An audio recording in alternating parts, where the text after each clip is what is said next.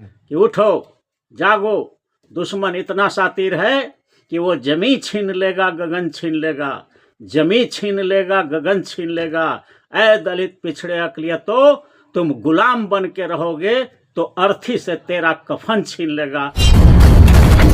तो पूरे देश के वकील उसमें बैठेंगे जी। और पांचवा काम होगा कि उसमें रिजर्वेशन भी 90% SC ST most backward OBC और माइनॉरिटी के लिए हो जाएगा। जब सवर्णों के लिए 10% है तो 90% इधर के लिए हो जाना चाहिए। जी जी। तो ये पांचों काम हो जाए। आपको बता दें, पहले भी कई बार बताया है, हमने कहा है जी कि दुनिया में कोई ऐसा केस नहीं होता है जी जिसको अलाउ करने के लिए ग्राउंड नहीं हो जी और डिसमिस करने के लिए ग्राउंड नहीं हो। जी। हर केस में अलाउ करने के भी बहुत सारे ग्राउंड होते हैं जी जी। और डिसमिस करने के भी बहुत सारे होता है। पहले जब मामला सब जुडिस है तो दोनों पक्षकार अपने अपने पक्ष रखते हैं और जज निष्पक्ष होता है जी। एक पक्ष होता है, एक विपक्ष होता है और नियमतः जज को निष्पक्ष होना चाहिए जी। तो ये कभी दो नाव पर जो पैर रख करके चलते हैं उनको कभी कभी बड़ा मुश्किल में भी पड़ना पड़ता है। अगर नाव का दिशा बदल गया दो तरफ से तो ना घर का रहेंगे ना घाट का रहेंगे जी। ये वो कहावत है। तो उस तरह से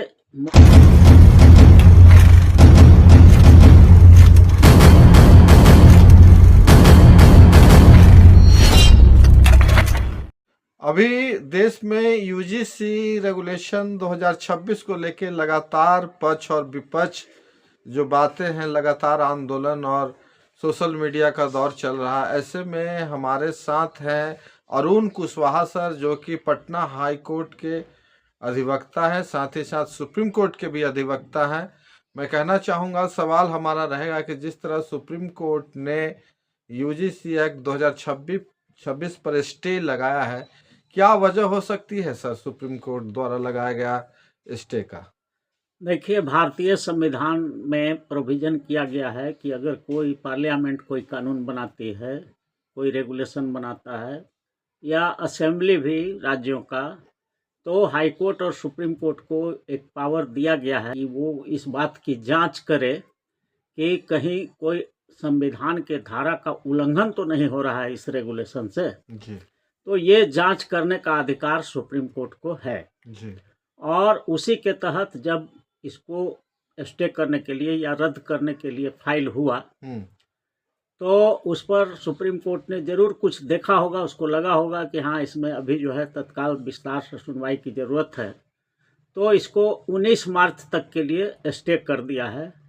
और इसी बीच जो है काउंटर का टाइम हुआ होगा कि सरकार के तरफ से, केंद्र सरकार के तरफ से काउंटर एफिडेविट दिया जाए। तो इसमें सबसे बड़ा जो गड़बड़ी क्या हुई है कि नरेंद्र मोदी की जो सरकार है, इस यूजीसी इक्विटी रेगुलेशन जो बनाया है 2026, उसमें जानबूझ करके कुछ न कुछ लैकुना छोड़ देता है। और जब हाईकोर्ट में कोई उसे चैलेंज करता है तो सरकार के वकील ही सरकार का पक्ष रखेंगे जी। तो वो पक्ष वहाँ बढ़िया से रखता नहीं है तो सुप्रीम कोर्ट की मजबूरी हो जाती है कि उसको स्टे कर देना पड़ता है और उससे काउंटर के लिए टाइम मांगना पड़ता है। एक भी विरोध नहीं किया, माने जो नरेंद्र मोदी जी का सरकार का जो वकील था वहाँ, उसको जम करके स्टे का विरोध करना चाहिए था कि ये तो भारतीय संविधान का ही जो है कि कोई डिस्क्रिमिनेशन नहीं हो, कास्ट के नाम पर, क्रीड के नाम पर, जाति के नाम पर, लिंग के नाम पर भेदभाव न हो, क्षेत्रीयता के नाम पर। तो यूनिवर्सिटी में भी अगर वाला, जब भारत के संविधान में ये है आर्टिकल 15 में कि caste, creed, sex, place of birth, इस पर कोई भेदभाव नहीं करेगा देश में कोई भी संस्था, तो यूजीसी में नहीं होगा ये भेदभाव ही कौन बड़ी भारी बात हो गई थी? कोई इसमें बहुत बड़ी बात नहीं थी। लेकिन इसको एक नैरेटिव दिया गया केंद्र सरकार के द्वारा और चित्त भी पट और पट भी मेरा और चित्त भी मेरा, यही नरेंद्र मोदी सरकार का थ्योरी इसमें आया। उसने एक्ट भी बनाया और फिर सरकार के तरफ से उस एक्ट का समर्थन में जोरदार बहस करना चाहिए था तो बहस भी नहीं करवाया, जिसके चलते स्टे हो गया। तो हम तो कहते हैं कि सुप्रीम कोर्ट जहाँ तक जो आदेश किया है वो तो 19 मार्च तक है, उसके बाद फिर जो होगा फाइनल फैसला होवे करेगा। लेकिन हम लोगों का जो 90% जो आबादी है भारत में, शेड्यूल कास्ट, शेड्यूल ट्राइब, अति पिछड़ा, ओबीसी और माइनॉरिटी, इसको क्या करना चाहिए? इसको अब इस बात पर ध्यान देने की ज़रूरत है कि जब तक सुप्रीम कोर्ट और हाई कोर्ट में SC, ST, MBC, OBC और माइनॉरिटी के वकीलों के लिए रिजर्वेशन नहीं होगा, खास करके जनसंख्या के अनुसार 90% आरक्षण लागू नहीं होगा, तब तक जो है हमारे समाज के लोगों को सामाजिक न्याय, आर्थिक न्याय, राजनीतिक न्याय, फौजदारी न्याय, धन, धरती, राजपाट, ये सब न्याय मिलने में थोड़ा दिक्कत होगी।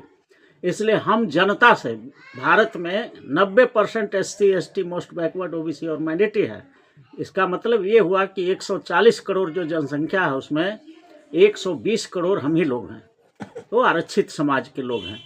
तो इनसे हम अपील करते हैं कि आप पूरे देश में अभियान चलाइए और केंद्र सरकार पर दबाव बनाइए। 400 MP SC, ST, most backward, OBC और माइनॉरिटी समाज के ही 400 MP हैं, उससे भी ज़्यादा हैं।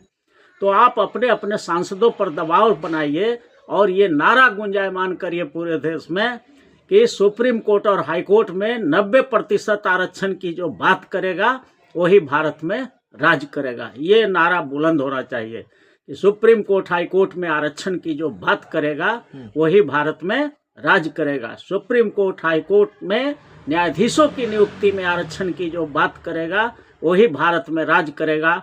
और इसको एक पूरा पॉलिटिकल इशू बनाना होगा और ये इतना बड़ा इशू खड़ा हो जाएगा, जिस तरह से मंडल कमीशन लागू करने के लिए पूरे देश में क्रांति हो गई थी और पूरा देश में मंडल कमीशन लागू हुआ 90 में। तब से देखिए कि IAS IPS बनना शुरू हुआ, शेड्यूल कास्ट का, शेड्यूल ट्राइब का, अति पिछड़ा का, OBC का, माइनॉरिटी का।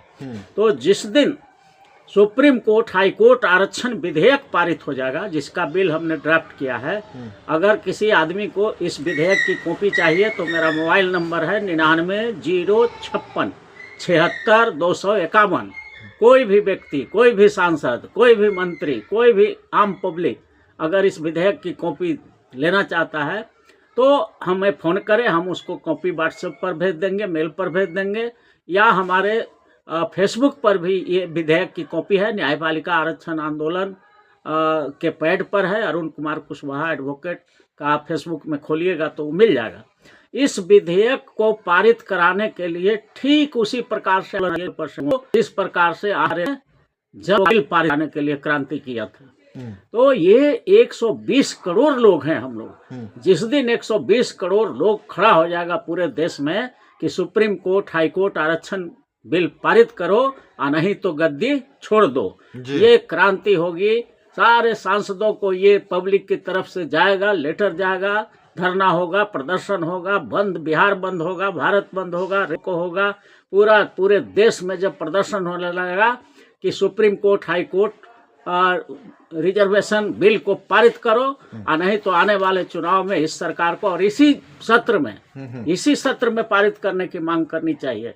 जब ये पूरे भारत में जब इस तरह के क्रांति हर राज्यों से होने लगेंगे तो इस केंद्र सरकार की मजबूरी होगी, चूंकि ये लंगड़ी लूली सरकार है जी, ये पूर्ण बहुमत की सरकार नहीं है जी। बीजेपी को मात्र 240 सीट है और 272 पर बहुमत होता है, तो बहुमत तो है नहीं। तो इसको बैसाखी दिए हुए हैं चिराग पासवान जी, इसको बैसाखी दिए हुए हैं नीतीश कुमार जी, इसको बैसाखी दिए हुए हैं चंद्रबाबू नायडू।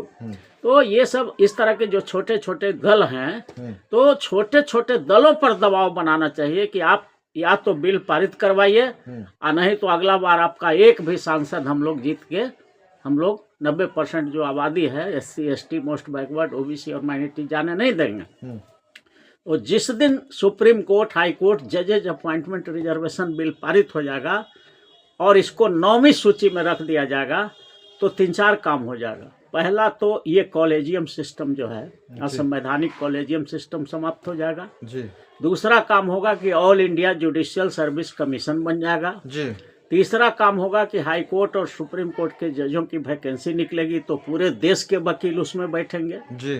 और पांचवा काम होगा कि उसमें रिजर्वेशन भी 90% SC ST most backward OBC और माइनॉरिटी के लिए हो जाएगा। जी जब सवर्णों के लिए 10% है तो 90% इधर के लिए हो जाना चाहिए। जी जी तो ये पांचों काम हो जाएगा। ये हमने विधेयक में सारा चीज कहाँ कहाँ भारत के संविधान में कौन कौन से आर्टिकल में क्या संशोधन कर देने से 90% आरक्षण सुप्रीम कोर्ट और हाई कोर्ट के जजों की बहाली में लागू हो जाएगा, ये हमने उस विधेयक में करके रखा है। जी तो हम यही अपील करेंगे नौजवानों से, छात्रों से, मीडिया कर्मियों से, प्रोफेसर, डॉक्टर, इंजीनियर, वकील, आम पब्लिक, क्रांतिकारी नौजवान साथियों से कि हर जगह सुप्रीम कोर्ट, हाई कोर्ट आरक्षण विधेयक पारित करो और नहीं तो गद्दी छोड़ दो। ये नारा के साथ एक बार नारा लगाइए कि सुप्रीम कोर्ट, हाई कोर्ट में जजों की बहाली में जो आरक्षण की बात करेगा वही अब भारत में राज करेगा। वो जरूरत आ गया है। जी जिस तरह से सर यूजीसी का कानून, जिस तरह से 19 मार्च का जो डेट पड़ा है, उस डेट में जो सपोर्ट में है, जो लोग यूजीसी बिल के सपोर्ट में है, उनका भी नज़र 19 मार्च को है, और जो लोग विरोध में है उनका भी नज़र 19 मार्च को। क्या आप संविधान विशेषज्ञ हैं, कुछ प्रकाश डाल पाएंगे कि क्या सुप्रीम कोर्ट कर सकता है? देखिए, आपको बता दें, पहले भी कई बार बताया है, हमने कहा है जी कि दुनिया में कोई ऐसा केस नहीं होता है जी जिसको अलाउ करने के लिए ग्राउंड नहीं हो जी और डिसमिस करने के लिए ग्राउंड नहीं हो। जी हर केस में अलाउ करने के भी बहुत सारे ग्राउंड होते हैं जी जी और डिसमिस करने के भी बहुत सारे ग्राउंड होते हैं। जी तो अब ये जज के दिमाग पर डिपेंड करता है कि वो क्या चाहता है। जी it totally depends upon the mindset of the जज जी कि वो न्यायाधीश क्या चाहता है। क्योंकि पक्ष तो दोनों तरफ से रखाएगा। जी जो फाइल किया है वो कहेगा कि रद्द कर दीजिए, हाँ और सरकार कहेगी कि नहीं हमने सही बनाया है, उसका वकील भी रहेगा। जी तो दोनों पक्ष का दलील सुना जाएगा और जज क्या फैसला करता है वो जज के माइंड में है। हाँ। इसलिए हम बार बार कहते हैं कि न्यायाधीश कौन है ये महत्वपूर्ण होता है। कानून तो दोनों पक्ष में होता है हर केस में, जी इसलिए न्यायाधीश कौन है और न्यायाधीश पर डिपेंड करता है कि वो पक्ष का दलील को मानेगा कि विपक्ष के दलील को मानेगा कि फिर वो अपना कोई एक रास्ता निकालेगा। इसलिए कुछ कहा नहीं जा सकता है। पहले जब मामला सब जुडिस है तो दोनों पक्षकार अपने अपने पक्ष रखते हैं और जज निष्पक्ष होता है। एक पक्ष होता है, एक विपक्ष होता है और नियमतः जज को निष्पक्ष होना चाहिए। तो ये बात है, लेकिन it totally depends upon the mindset of the जज कि वो क्या चाहता है। दोनों पक्ष को सुनने के बाद जो भी फैसला आएगा वो मानना होगा, और नहीं मानेंगे तो उसका भी उपाय है। केंद्र सरकार को, पार्लियामेंट को पावर है। कई एक बार ऐसा हुआ है कि सुप्रीम कोर्ट ने कोई आदेश पारित कर दिया और पार्लियामेंट ने उस आदेश को रद्द कर दिया नया कानून बना करके, जैसे शाहबानो के केस में हुआ था। शाहबानो के केस में सुप्रीम कोर्ट ने आदेश दे दिया था कि मुस्लिम महिलाओं को भी मेंटेनेंस लेने का अधिकार है। तो इस पर बड़ा विरोध हुआ देश में। तो पार्लियामेंट ने एक कानून बना दिया, मुस्लिम राइट्स प्रोटेक्शन एक्ट, और सुप्रीम कोर्ट के जजमेंट को रद्द कर दिया। उसी तरह से SC ST के प्रमोशन में भी सुप्रीम कोर्ट ने आरक्षण रद्द कर दिया था। तो पार्लियामेंट ने फिर कानून बना करके उसको 9वीं सूची में डाल दिया। तो वो भी सुप्रीम कोर्ट का आदेश रद्द हो गया। ऐसे सैकड़ों बार हुआ है, क्योंकि भारत में लोकतंत्र है ना, तो यहाँ जनता मालिक है और जनता का प्रतिनिधि पार्लियामेंट में है। डेमोक्रेसी का परिभाषा ही है कि of the people, for the people, by the people. तो जनता का, जनता के द्वारा, जनता के लिए शासन है। तो आज जनता का चुना हुआ प्रतिनिधि तो वहाँ लोकसभा में है। इसलिए सुप्रीम कोर्ट क्या करता है वो बहुत मायने नहीं रखता है। पार्लियामेंट क्या करता है ये महत्वपूर्ण है, क्योंकि अल्टीमेट पार्लियामेंट को ही बनाना है कि ये कानून रहेगा कि नहीं रहेगा। इसलिए भारत के संविधान का सुपरमेसी है, पार्लियामेंट का सुपरमेसी है। अब नरेंद्र मोदी की सरकार को तय करना है कि इस कानून को बरकरार रखवाना है कि रद्द हो जाए तो फिर बैठ जाना है। जी, आप राजनीतिक से भी जुड़े हैं और इलेक्शन भी लड़े हैं। मैं आपसे जानना चाहूंगा कि सर, जो नरेंद्र मोदी जी की भाजपा की सरकार है, NDA की सरकार है, जिस तरह से भारत में विरोध हुआ, UGC कानून का काफी संख्या में विरोध हुआ, उसको देख के क्या सरकार चाहेगी कि UGC बिल फिर दोबारा हम लाएं और इनको फिर से हम इम्प्लीमेंट अरे करें। भाई सरकार तो बड़ा शातिर है ना, नरेंद्र मोदी के जो सलाहकार लोग हैं वो बहुत ही शातिर हैं। अच्छा उन्होंने कानून बना दिया SC ST OBC के पक्ष में जी।